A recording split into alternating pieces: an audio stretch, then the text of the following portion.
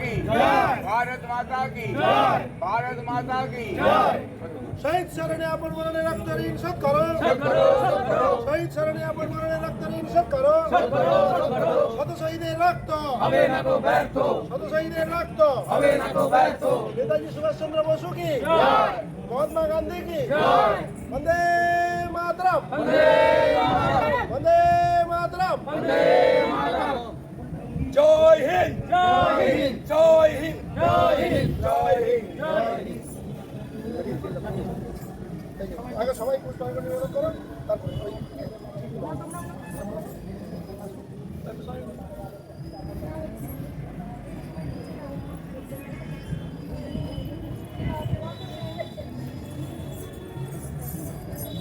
Salute দিতে salute salute এরকম salute salute জনগণ অধিনায়ক জয় হে ভারত ভাগ্য বিধাতা, পঞ্জাব সিন্ধু গুজরাট বাংলা দ্রাবিড় উৎকল বঙ্গ, বিন্ধ্য হিমাচল যমুনা গঙ্গা উচ্চল জলধি তরঙ্গ, তব শুভ নামে গাহে তব সুহাসিস সমানে গাহে তব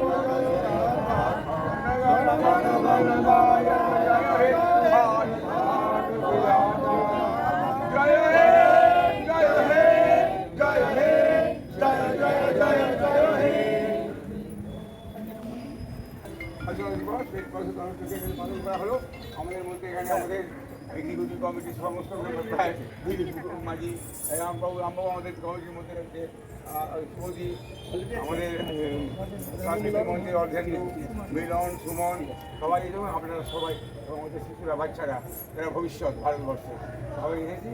আমরা আমাদের দেশের কথা সবাই জানি শুনি, আমাদের দেখতে হবে আগামী ভারতবর্ষ কেন আরও সুন্দর আরও বিকশিত হয়ে উঠুক এর কামনা করে আমরা আমাদের আজকে আমাদের সবার খুব খুশির দিন। আজকে আমাদের প্রিয় স্বাধীনতা দিবস, ৭৯তম স্বাধীনতা দিবস আমরা পালন করছি আজকে আমাদের রেড ক্রস সোসাইটির উদ্যোগে। আর এই সংস্থার আমাদের কর্ণধার, আমাদের মূল প্রবক্তা আমাদের প্রিয় নারায়ণ ভাই, আমাদের মধ্যে উপস্থিত আমাদের সাংসদ প্রতিনিধি ভাই রামপদ মান্না, আমাদের মধ্যে অর্ধেন্দু থেকে শুরু করে মিলন থেকে শুরু করে সমিতি থেকে শুরু করে আমাদের কচিকাচারা আছে, এর সঙ্গে যুক্ত আমাদের অভিভাবক যারা আছেন, অভিভাবিকা আছেন, তারাও উপস্থিত আছেন। সবাইকে স্বাধীনতা সংগ্রাম এবং স্বাধীনতা দিবসের প্রাক্কালে সবাইকে অনেক অনেক শ্রদ্ধা, সম্মান এবং ভালোবাসা জানাই।